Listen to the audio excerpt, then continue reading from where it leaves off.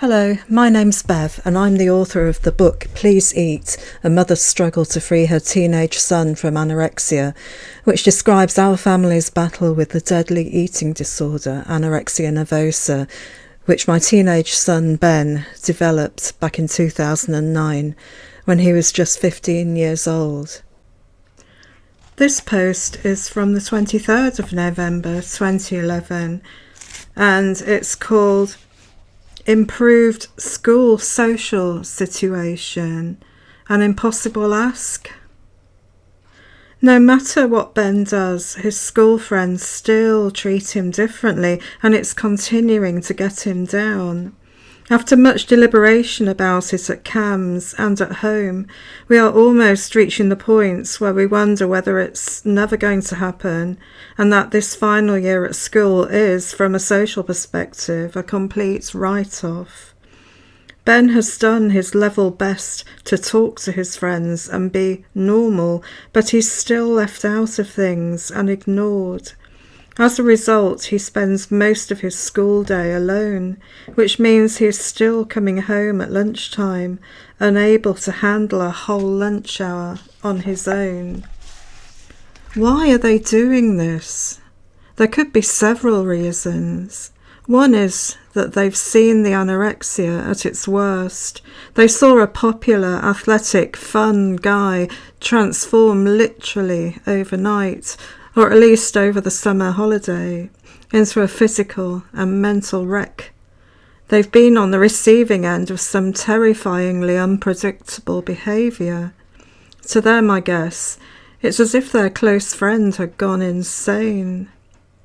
They know he's been receiving psychiatric treatment and still is.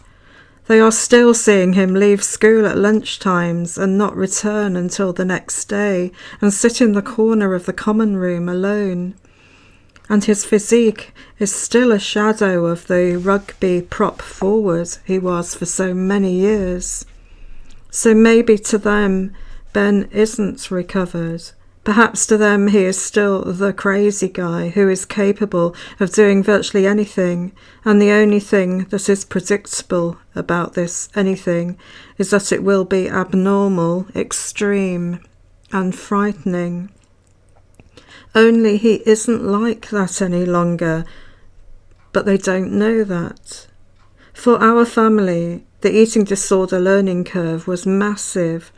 Like most people, behaviour like this had never featured on our radar. We didn't even know it existed. I guess it is the same for his friends, and they can't be expected to understand it or know the dynamics behind it.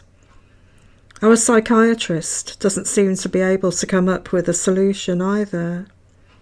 Basically, Ben wants to be seen as normal and treated as normal.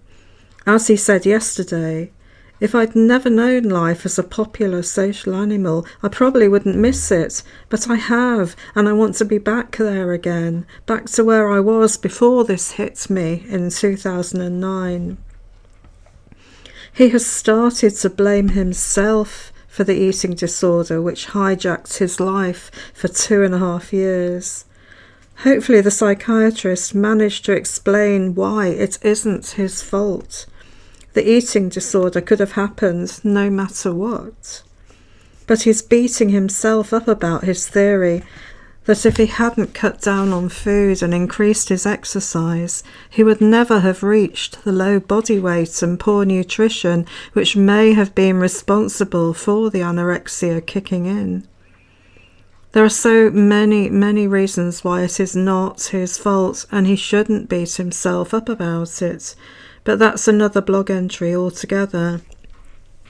But for now, he is missing out on his final year at a wonderful school, and he is so very lonely.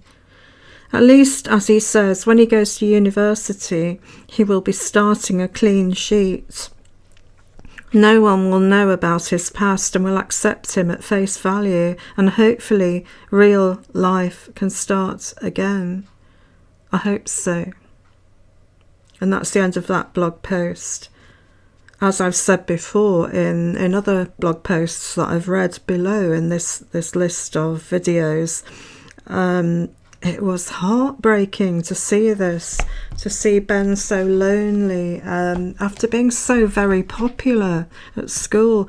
And I really desperately wanted his friends to embrace him, so to speak, and bring him back into the fold and just treat him like the guy they'd always treated him like before the eating disorder started.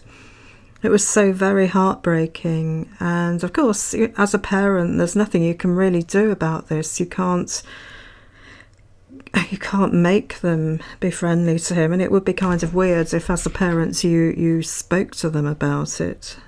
But it was just heartbreaking. And as I've said before, if you're a young person who's a friend of someone with an eating disorder, please treat them as the friend they always were, and don't desert them.